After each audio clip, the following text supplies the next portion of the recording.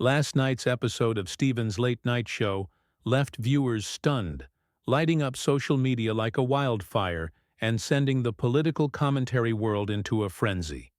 What started as a routine, albeit politically loaded interview quickly unraveled into one of the most volatile on-air confrontations the show has ever seen. Sitting across from Steven was none other than Karoline Leavitt, the youngest White House press secretary in U.S. history, whose poised conservative presence has been steadily rising in mainstream political circles. Known for her unapologetic defense of President Donald Trump and her traditional values, Karoline stepped onto the stage with the confidence of someone well-versed in political skirmishes. Dressed in a sharply tailored cream blazer and armed with a smile that barely masked her readiness for battle, she greeted Steven politely. The audience applauded, perhaps unsure of what was to come, but the energy in the room shifted almost immediately. Steven started the interview with the usual witty jabs and veiled sarcasm that his show has come to be known for, poking fun at the administration's social media strategy and Karoline's rapid rise in political circles. Karoline deflected with grace, giving short, tactful answers, and even laughing along at moments. But just as things seemed to be cruising on a tense but civil track, Steven leaned in. "You know, Karoline," he said, voice tight behind his signature grin, "a lot of people, myself included, find it concerning how often you invoke God and Christianity in your press briefings. It's almost like you're weaponizing faith, using Jesus as a PR campaign for Donald Trump. Do you actually believe in what you're saying? Or is this just the administration's way of emotionally manipulating middle America into thinking Trump is some kind of chosen one?" The air got sucked out of the room. Karoline blinked, stunned but clearly trying to hold her composure. "Excuse me?" she asked, her smile gone now. The camera caught the way her shoulders stiffened, the way her hands folded just a little tighter in her lap. Steven pressed on, clearly not backing down. "You go out there and say things like, 'We are one nation under God,' and then pivot into a sales pitch for Trump's campaign promises. Isn't that a little convenient? I mean, come on. Religion is supposed to be sacred, not a branding tool. When you talk about faith from that podium, are you speaking from your heart or from your talking points?" There was a nervous ripple of laughter from the audience. Uncertain, uncomfortable. Karoline looked visibly rattled for the first time on air. She gave a short, hollow laugh, then leaned forward. "Steven, I don't think you understand what you're accusing me of." "I think I understand exactly what I'm accusing you of," Steven shot back. "You're selling Christianity like a used car pitch to the American public. Support Trump. He's God's guy." "That's not patriotism. That's propaganda." The audience gasped. Some clapped, others murmured, but all eyes were on Karoline. For a long second, she said nothing. You could see her jaw tightening, the way she blinked rapidly as if forcing back a wave of emotion. "That's incredibly offensive," she finally said, voice even but heavy. "I talk about my faith because it's part of who I am. It's not marketing." Steven raised a brow. "Then why does it always come right before a list of political wins? It feels curated, like it's been rehearsed to make people in pews feel like voting red is a moral obligation." Karoline opened her mouth, then closed it. There was a split second where she looked like she might stand up right then and there. But she didn't. She stayed seated. And she stared at Steven with a focus that could cut steel. "Let me be very clear," she said slowly. "My faith has carried me through things that you cannot even begin to understand. I don't use it. I live it. And if you're going to sit there and question the sincerity of my beliefs on national television just to score political points, then maybe you should take a long look in the mirror and ask yourself who's really weaponizing what." But Steven wasn't done. He leaned back in his chair, clearly enjoying the rising tension. "So you're telling me it's just a coincidence that every time you talk about your faith, it's right before telling people why they should love Donald Trump?" Karoline's voice grew firmer. "You're twisting this into something ugly. There are millions of Americans who lean on their faith, not for political reasons, but because life demands it, because without it, they wouldn't survive. You don't get to dismiss that. Stephen shrugged, almost flippant. But when you're standing at the podium of the White House, Karoline, you're not a preacher. You're a mouthpiece for a man with a long record of behavior that doesn't exactly scream biblical values. The audience gasped again. Someone in the back even muttered, "Damn," loud enough to be picked up on mic. Caroline's eyes narrowed, her hands now gripping the edge of her chair. "Is this really the kind of show you run?" she asked. "You bring people on to misrepresent their deepest beliefs and humiliate them in front of a laughing audience?" Stephen waved a dismissive hand. "I'm just asking the questions people are thinking." "No, you're not," Karoline snapped. "You're asking the questions that make you feel clever." There it was, the first flash of genuine anger. Karoline was holding the line, but barely. The entire audience could feel it, the rising storm in the studio. And it wasn't just political tension anymore, it was personal. Stephen tilted his head. "So what saved you then, Karoline? What dark night of the soul did faith pull you out of? I mean, you brought it up. Let's hear it." That was it. Karoline looked away. Her lip trembled, just barely, but she bit it back. For a moment, silence hung like a blade over the set. She turned back to him, eyes wet, breath shallow. "You want to know? Fine, I'll tell you." The room fell into an eerie silence. Stephen leaned forward slightly, perhaps expecting another polished-on response. But Karoline's expression had shifted. The practiced composure of a seasoned press secretary gave way to something raw, unfiltered and human. The audience sensed it, and for the first time all night, no one laughed, no one gasped. They just watched. "I was 17, she began, voice trembling but steady enough to be heard. "My older brother, Matthew, had just died in a car accident. A drunk driver blew through a red light and hit him so hard the car wrapped around a telephone pole.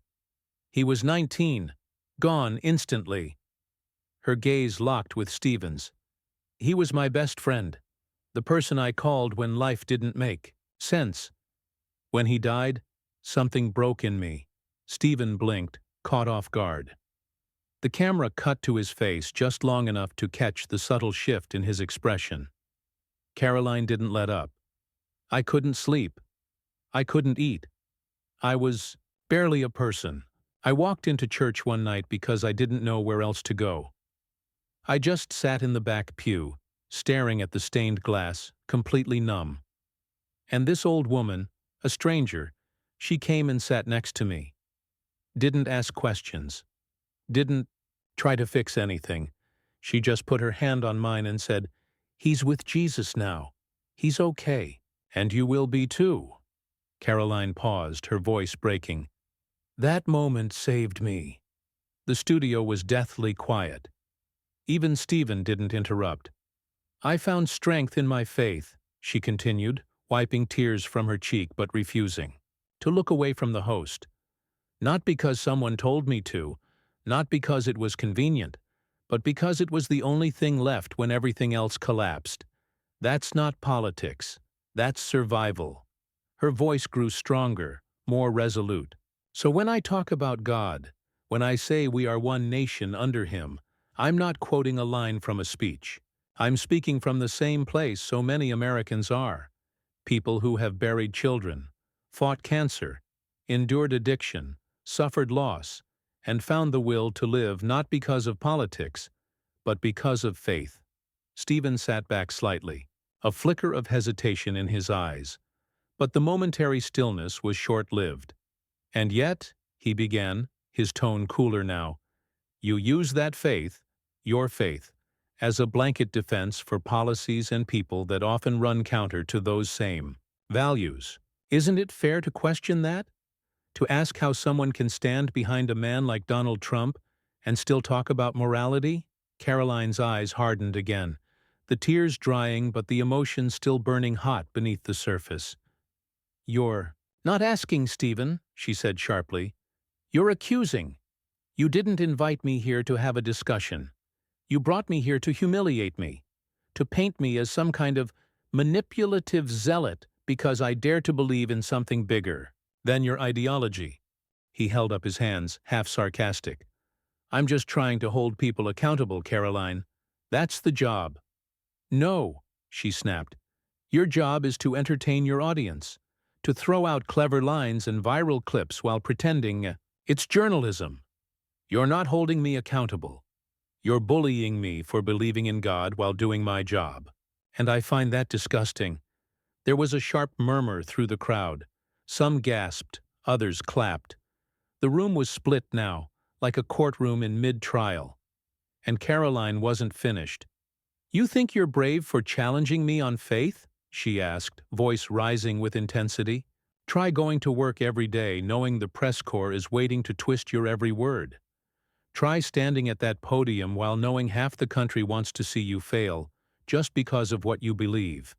And then, come sit here and get lectured about moral contradictions by a man who hides behind a desk and a laugh track." Stephen's grin faltered. For the first time all night, he didn't have a comeback ready. His eyes darted toward the audience, looking perhaps for a signal, some social cue that he was still in control. Karoline saw it and pounced. "You don't get to question my faith just because it makes you uncomfortable," she said, leaning forward now, eyes blazing. "You don't get to turn it into a punchline or a political liability. And you sure as hell don't get to pretend like you understand what it means to lean on God until you've had to do it to survive." The applause broke out before she even finished the sentence. Loud, scattered, but real. People clapped not because they necessarily agreed with her politics, but because something had shifted. The underdog had punched back. Hard, Stephen tried, to reclaim the reins. "Look, Karoline, I didn't mean to imply your faith wasn't real. I'm sure it is. When it becomes a public tool, I think it's fair to—" "To what?" Karoline cut him off. "To imply I'm some religious fraud? That I don't mean the words I say because they're inconvenient for your worldview?" Stephen opened his mouth, but Karoline stood up. That wasn't the plan. It wasn't time for the walk-off yet. The camera tried to follow her, but she held up a hand. "I came here tonight to talk policy," she said, eyes sweeping the audience. "To represent a vision for America that millions of people believe in." Instead, I was ambushed, mocked, and painted as a villain for loving God out loud. "Karoline, sit," Stephen started. "No," she said flatly. "I've been sitting quietly through people's disrespect my entire career. Not tonight." She turned toward the audience. "You may not agree with me. That's fine. That's America. But don't let anyone, especially not someone with a studio and a script, convince you that your faith is something to be ashamed of. Don't let them laugh you into silence." And with that, she turned and took a step toward the backstage curtain. The crowd was stunned. Some erupted into applause. Others sat frozen in disbelief. Stephen looked down at his desk, then back at the camera, visibly shaken. But Karoline paused at the edge of the curtain. Just for a moment. She looked back, her voice softer now. But it carried. "Faith saved my life. And tonight you tried to turn it into a joke. But the joke's not on me, Stephen." And then she disappeared behind the curtain. For a long, breathless moment, no one spoke. The audience remained in a stunned silence, uncertain whether to applaud, boo, or simply sit with the weight of what had just happened. The only sound was the low hum of the studio lights and the distant creak of a stagehand's shoe somewhere off camera. Stephen sat at his desk, clearly rattled, his fingers tapping absent-mindedly on the glossy surface.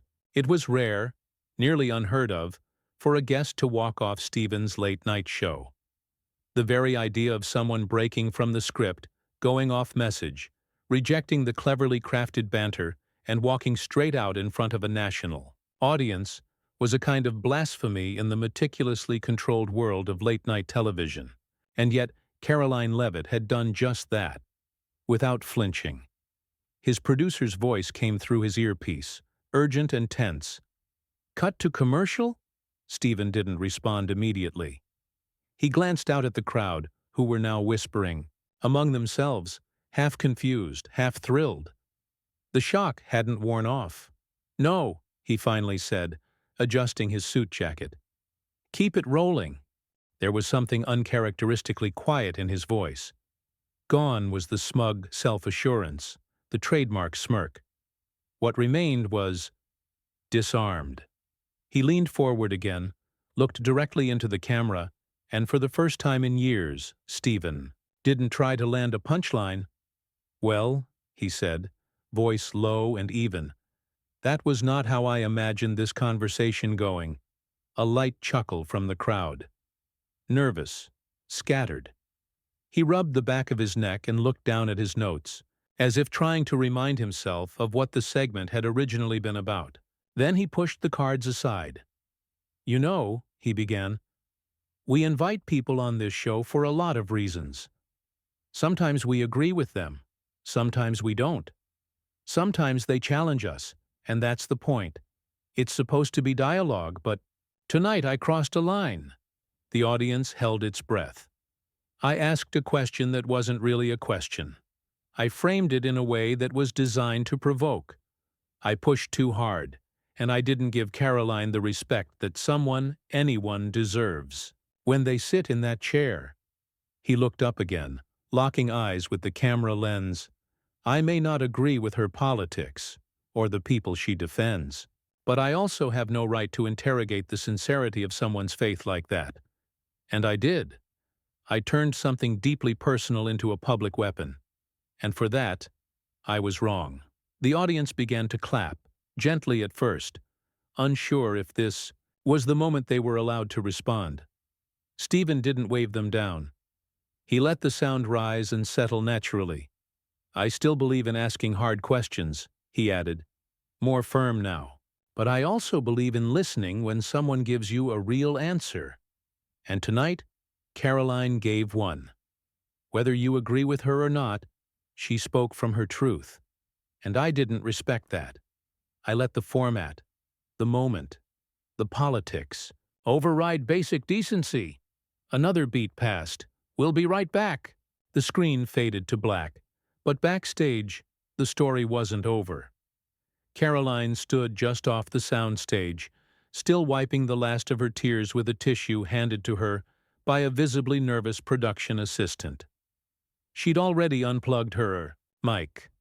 Her phone buzzed with dozens of alerts, missed calls, texts, mentions. Twitter was exploding. Clips from the confrontation were already being clipped and re-uploaded by both conservative pundits and liberal commentators. The headlines varied wildly depending on who was writing them. Karoline Leavitt weaponizes religion on late-night TV. Stephen Colossal, misstep, accuses guest of faith. Fraud gets schooled. Press secretary walks off show after faith-based. Smear. Stephen faces backlash over faith-shaming interview. She took a deep breath, then let it out slowly. Her comms director appeared at her side, holding out her coat. That went sideways. Karoline gave a tired smile, her eyes still red but her voice clear. It went honest. He hesitated. "Are you okay?" She nodded. "I am now." As they walked toward the exit, a young intern from the show caught up with them, clearly out of breath. "Miss Leavitt?" he said, holding out his phone. "Stephen, he wanted me to tell you something." Karoline paused. "What is it?" The intern looked down at the screen. "He asked me to show you this message. He just posted it." She took the phone and read the short statement on Stephen's official account, already racking up thousands of likes and reposts. "Tonight, I got it wrong." Karoline Leavitt stood her ground with grace, strength, and honesty. Whether or not you agree with her politics, she deserves respect for sharing something deeply personal on a national stage. "I apologize." Karoline stared at the screen for a moment. Then she handed the phone back and continued walking. Outside, the cold air hit her like a wave, sharp, bracing, real. A small crowd had gathered by the studio doors, a mix of protesters and supporters. Someone shouted her name. A woman, maybe in her 50s, stepped forward, holding a homemade sign that read, "Faith is not a punchline." Karoline looked at her. The woman gave a small nod. Karoline nodded back. For a moment it was enough. By the next morning the clip had gone viral. Not just viral, cultural. It wasn't just a moment of political theater. It had turned into a larger conversation across the country. News segments debated the ethics of questioning faith in public life. Editorials sprang up from both sides, some calling Karoline a manipulator, others a symbol of integrity under fire. Even late-night comedians who normally stood by Stephen took jabs at his approach, admitting that perhaps he'd gone too far. But one thing was clear. Karoline Leavitt had shifted something. For once it wasn't about who won the argument. It wasn't about sound bites or snarky comebacks. It was about truth. Hers, laid bare in front of millions. The power of vulnerability in the middle of a storm. The fact that, for once, someone didn't flinch under the bright lights. And maybe, just maybe, that was enough to change how future conversations would unfold. On camera, in living rooms, and across dinner tables nationwide. As for Stephen, he returned to the show the following night with a quieter opening. No jokes, no monologue, just a few words. Sometimes the best thing you can do with a microphone is admit when you've been wrong. The audience applauded, not for the punchline but for the pause that followed. And just like that, a confrontation turned into a conversation. And a moment of drama turned into something far more rare, humanity, in prime time.